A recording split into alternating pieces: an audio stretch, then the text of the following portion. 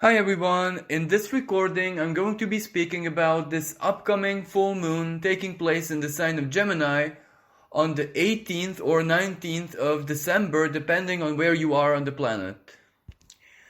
Now first of all, I would like to begin with the fact that this is a Gemini full moon, and Gemini is one of the most notorious and actually the epitome of duality itself.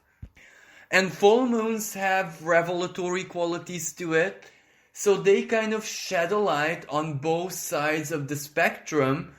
And this is where wisdom, this is where life experience and mastery of self has to come into play, because it is up to us to create a bridge or to balance these two extremes of the two polarities in such a way that they represent something harmonious. And the full moon, the revelatory quality to it, the light itself, is very important, because when something is illuminated, we can observe it, we can look at it, and we can analyze it with that much more clarity. And Gemini is also a very powerful mental, intellectual sign. And when something makes sense to our minds, to the intellect, so to speak, sometimes that makes sense means empirically we know the mathematical formula, it is logical, clear, and makes sense. Sometimes it is more, let's say, Sagittarian of nature, where it may not be susceptible to linear understanding, but if any other part of our being's intuition, the higher self, higher mind, unconscious does make sense of something, for example, we have faith in something, that's also just as helpful and revelatory. And as I said, when the mind does make sense of something, we feel more comfortable, and we basically can use that part of ourselves that much more profoundly. And of course, this will depend, personally speaking, on where this 27 degrees and 30 minutes approximately of Gemini falls into your sign. So the Gemini and Sagittarius axis. You can expect some clarity and a certain kind of choice or decision, or simply making the choice of what you want to focus on mentally, how you want to see things, how you want to perceive things in that area of life where this activity falls into. Now, collectively speaking, this energy might manifest a little bit differently, let's say, because a full moon is always, regardless of which sign it takes place or what kind of aspects the sun and moon hold, they still represent a moment of emotional peak. So our feelings, our emotional world, even the more mysterious part of it, the soul, the unconscious, etc., is that much more alive. It is energized, it is active, it is flowing, it is triggered, provoked.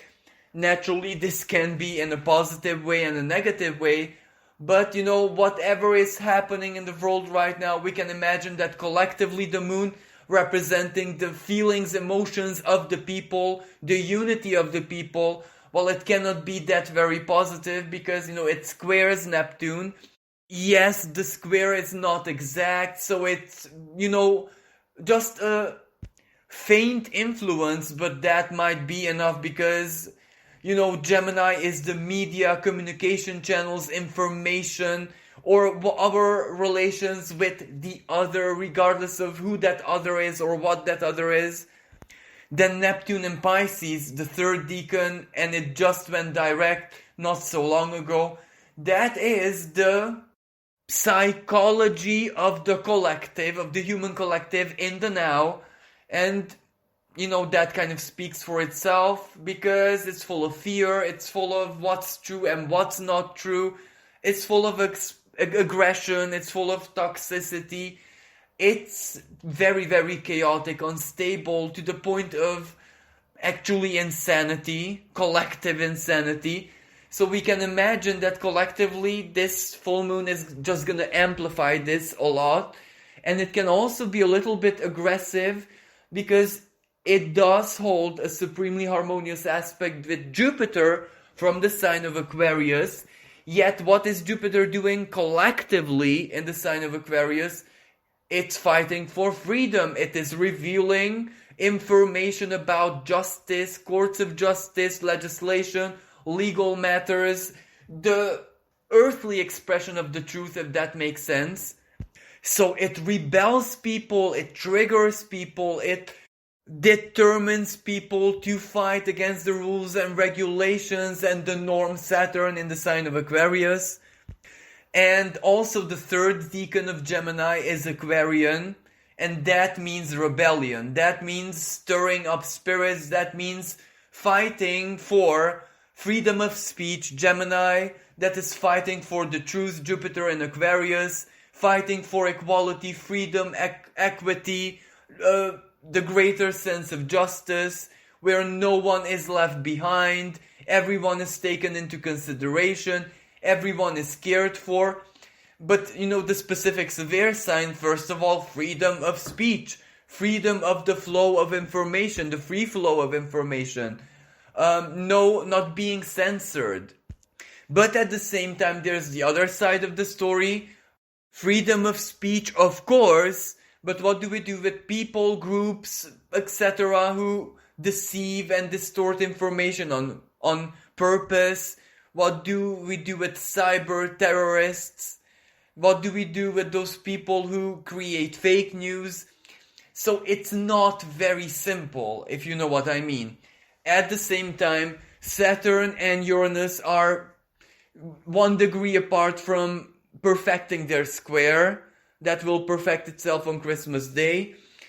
And, that's a very powerful trigger and a very anxious awakening, if that makes sense, in itself. So if we add that to the full moon, collectively speaking, emotions and tensions, and especially verbal battles, anything that has to do with sharing of information is going to be on peak chaotic battle, assertive, mediatic warfare, psychological warfare, warfare with information. So all of that is going to be part of the picture. But perhaps amongst all the chaos, there might be still good news, trying with Jupiter. Something to look forward to, a future that is worthy to be worked for, fought for, etc. So there is also positive motivation, including collectively in this picture. And naturally, the most relevant aspect, in my personal opinion, is the sun is going to be conjuncting the galactic center as it illuminates, as it opposes the moon. So that is a fated energy, that is divine information pouring onto all of us on a soul level. And also into our minds. Gemini can be seen as the gateway between the unfathomable and the fathomable. And at the end of the day, the sign of Gemini is very, very fraternal.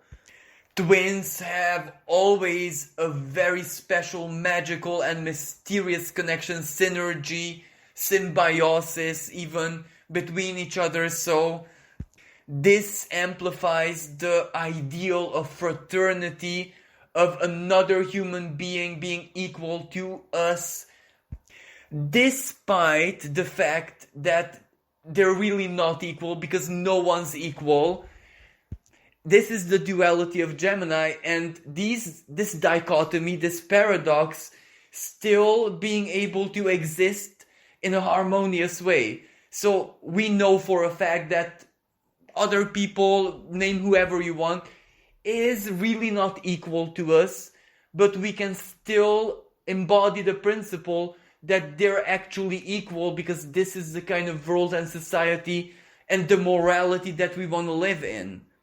And this in itself will, according to my opinion, give way to new alliances, moments of forgiveness, renegotiations of stuff, especially, collectively speaking, is against groups, against people, politicians. So there is also going to be a lot of talks, discussions, negotiations, and decisions made that certain bridges are after all not going to be burned.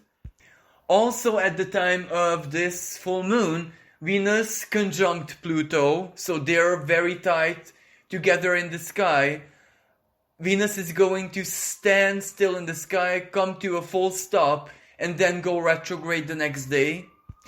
This is also really important because it's all about money, it's all about value, it is all about economic stability, commitment, as in contracts, what we agreed to, how we agreed to it. Those will definitely be changing, transforming, upgrading, and that in itself will cause certain revelations, certain truths coming out about the economic situation of a country, the world, a group, organization, etc. So we will also have a moment of economic instability peak. So naturally that will also stir up spirits, and that will also be part of the negotiation of whatever is going to be spoken about, because both this Venus and Pluto hold a quincunx with this full moon. So that means surprise, unexpected, awkwardness maybe, or a shocking information, truth coming out. For example, like the result of a financial economic investigation, what happened where, with what kind of money, resources, or basically what happened during the COVID situation with a big company, what they did. Of course, revealing corruption, revealing hidden manners, revealing that which needs to be dealt with right now. Mars is in the sign of Sagittarius. Sagittarius is the law. Sagittarius is the power of wisdom, in a sense that when Mars was in the sign of Scorpio, it was investigating, digging very, very deep, uncovering the truth.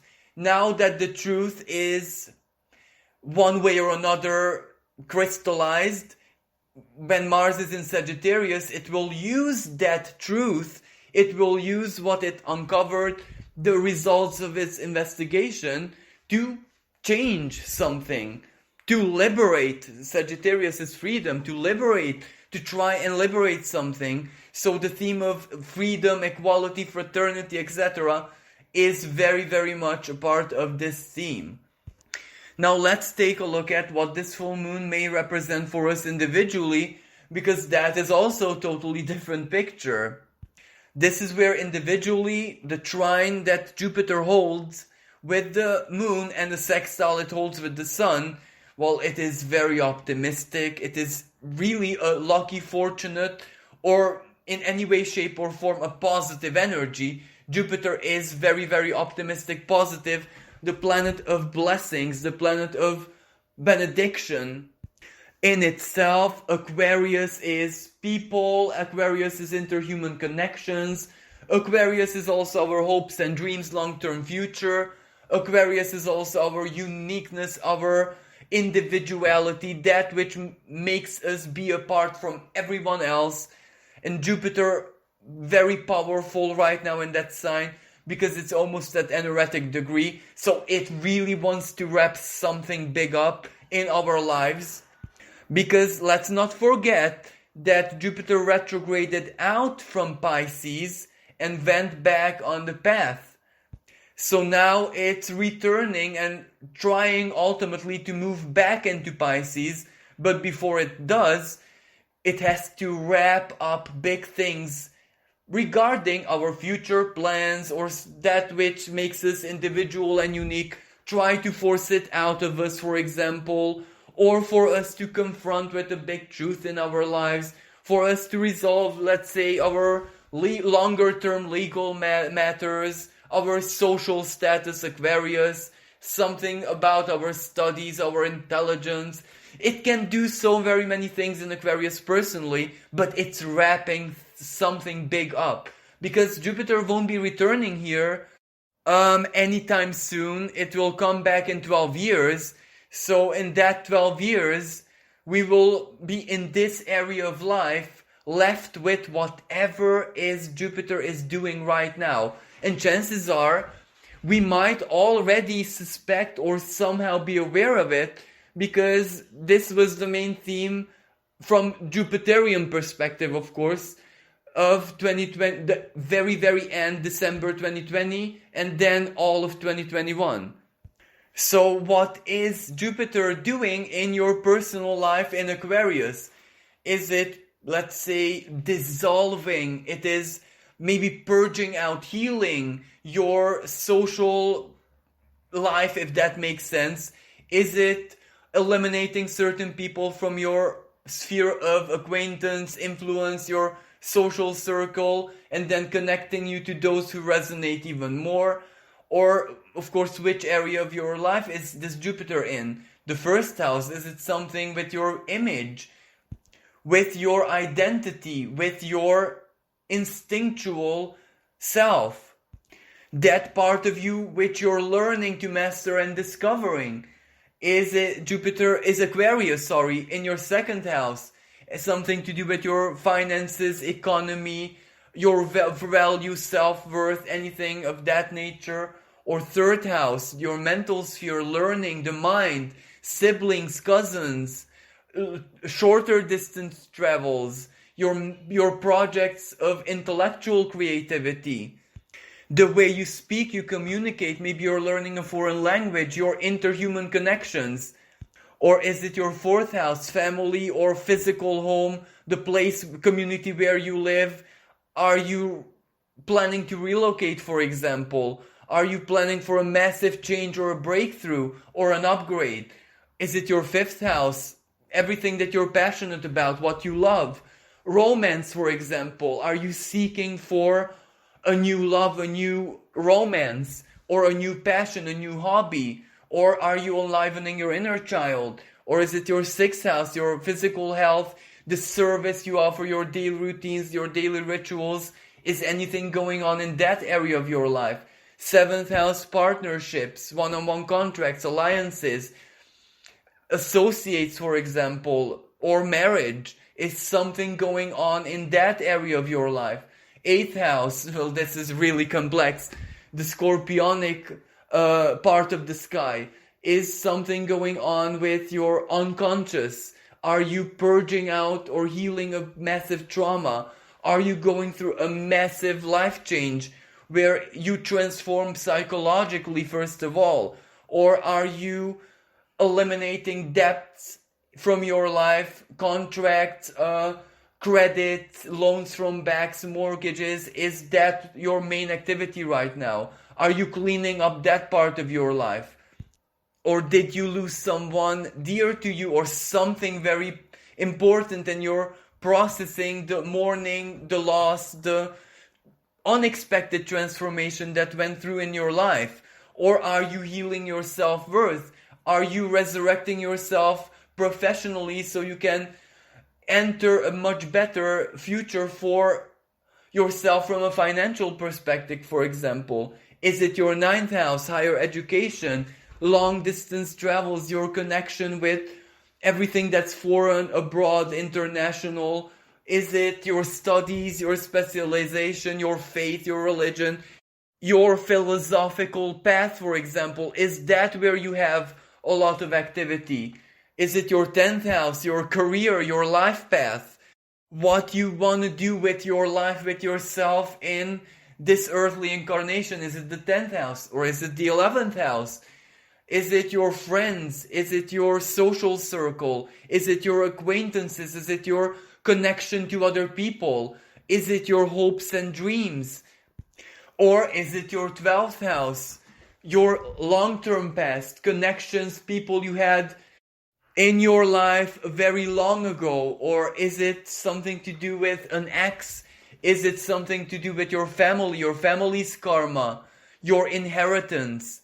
Is it something to do with your spirituality? Is it something to do with your higher self, for example? Or maybe you're healing something that has been troubling you for a long time, like a deep depression, suicidal tendencies, certain emotional, psychological blockages that have been plaguing your life for a lot of years. This is just for example purposes. So wherever this Jupiter in Aquarius is in your own personal chart, that will represent the fortunate energy, and that is what Jupiter is wrapping up right now this December. And ultimately, because it connects to this full moon will reveal something or do something, manifest something important for that big wrap up that Jupiter is ultimately producing for us right now. The way I see this can be something to do with communication. This might be something to do with an act of generosity, recognition, a thank you or an apology that changes a relationship, maybe an old karmic relationship, for example.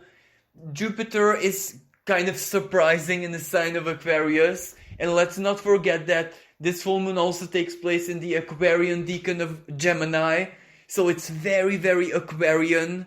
That can be surprising, that can be a new soulmate, that can be a sponsor, that can be someone who appears in your life in any quality as a big blessing. So the blessing can be a person, sometimes even a total stranger, the community or the social circle you belong to, your interhuman connections. That blessing can come from there. It can be like, who knows, recognition, honors, beautiful words, encouragement, information, new opportunities, new connections. It can also be, for example, something deeply fated, because let's not forget the sun is conjunct the galactic center, so that's the divine mind, and we have a quincunx also with Pluto and Venus. That can be unexpected money, that can be a random, awkward, frightening or distressing situation which might require you to go somewhere or enter certain kind of circumstances, and an unexpected blessing awaits you there. So whatever might be frightening or awkward or weird, unusual, might lead you to a blessing in a very unexpected and surprising way. Like, let me just give you an example. You know, your mom or someone who you love dearly phones you that my car broke down, come and help me right now because it's really bad, it's really serious. You get a fright, Venus conjunct Pluto, you lost something, the integrity of the car or the value or whatever, and you run quickly and you resolve the situation, you negotiate, etc. Gemini, the expression of Gemini. And then, surprise, surprise, by coincidence, maybe the policeman, the mechanic, or just a bystander or whatever is the love of your life, and that's how you meet. But of course, you know, this energy of this full moon also has a psychological effect, because it is beneficial. Jupiter, trine with Jupiter. Jupiter is our inner truth, our faith, our optimism, the power of our perceptions, philosophies. What we basically believe is what we generate and create. It influences everything about our everyday reality. And Gemini is the lower mind. Gemini is the practicality of the mind, the manifested mind, if you understand where I'm coming from. So that is very helpful, because it simply empowers our greatest tool. If it infuses our mind, especially the lower mind, with optimism, belief, good news, or something to look forward to, you know, something genuinely hopeful, and hope is also a big part of this. Aquarius is hope. Jupiter in itself is very hopeful. The third decan of Gemini is hopeful as well. So it will definitely infuse us with the power of hope. And who knows where that will get us. Or in the worst case scenario, that gift of hope will serve us profoundly through this December, when we have a lot of turmoil in the sky. January, February, and even March. So we need this empowerment. But of course, you know, it can also be a lucky energy. anything fortunate, anything like a completion, to be in the theme of the full moon, a completion, a apogee of something, a cycle, whatever might have happened in June, or whatever you might have started in June comes to fruition, to completion in a very fortunate and lucky way. Or this energy can even lead us personally to a kind of wish fulfillment, because yes, there is this full moon now, but not so long after the full moon, Jupiter moves into Pisces. In tarot, Jupiter in the sign of Pisces is wish fulfillment. It is a very powerful mystical energy when, if our unconscious is filled with hope, desire, faith, well, of course, it will manifest as such. So maybe at this full moon, the connections, may they be like very down-to-earth social connections, this person, that person, getting acquainted, or the quantum connections that connect us to that wish fulfillment. Of course, the full moon is squared, T-squared by Neptune, but as I said, the exactitude of this celestial conversation is off. It is not a tight square, but still it's an operational square, so, there is another side to this. Whatever this full moon will help us to do, or to decide, or to clarify, or to know, to see, to know how to get it, or it will connect us where we need to be connected. There is also another side of disillusion and perhaps surrender. Perhaps this is an unexpected change of our plans when we will have to surrender something else. Or simply to choose between pessimism and optimism. Neptune can represent the more pessimistic take, Jupiter the most optimistic take, and we need to find a balance between the two, and what we will find as balance is what ultimately will manifest over the course of December, January, February, March. Now also, because as I said, this is also very synchronistic, Jupiter in Aquarius, divine synchronicity at its finest display. Gemini is very, very synchronistic in itself. And the quincunx, Pluto and Venus together, conjoined, hold with this moon in Gemini, well, that represents, as I said, fated events through a synchronistic, coincidental way. So whatever this Venus retrograde season has to do for you and your life, wherever Capricorn falls in your personal chart, this might be a very relevant moment. This might set the theme as well, because as I said, Gemini is the awareness, the mind. Then Pluto is the truth and the hand of faith. Venus is how we feel, the emotional part, the value part. Love, do we love it? Do we hate it? Or Pluto and Venus together, how do we judge it as value? Is it bettering my life? Is it disadvantaging me? Do I have power over it? Does it have power over me? So whatever is going to be the theme of your personal Venus retrograde season, there is a high chance that this full moon kind of delivers it to you. Either, just emotionally, intuitively, let's say, or through communication information of what's about to come, or maybe the fated event will start taking place as in its integrity, if that makes sense, around the time of this full moon, especially when it's like a fated meeting, fated attraction, anything of sexual nature, Pluto, any crisis that might stir up your emotional world as well, the fear factor, that will ultimately lead you to some blessing, to something more positive, to a truth that will help you. And also with the galactic center, the sun conjunct the galactic center, it is nourishing, it is healing, it is basically like a divine upgrade, like a divine empowerment that pierces the mind, the mental sphere, Gemini, and actually reaches the soul and gives the soul this ability not to get lost in the duality of all. duality within ourselves, duality within situations in life, and of course, the big duality that is splitting our world, even physically, legally, socially, politically apart. We need to have the instincts, the intuition, or the wisdom, or the clarity of logic and ration to navigate in this duality. And when I say duality, don't even think about quantum physics and complicated philosophies like that. Just think simply: vaccinated, not vaccinated, centralized power, people, Russia, United States. So there are going to be a lot of twos revealing themselves even more clearly as we head into 2022. Two.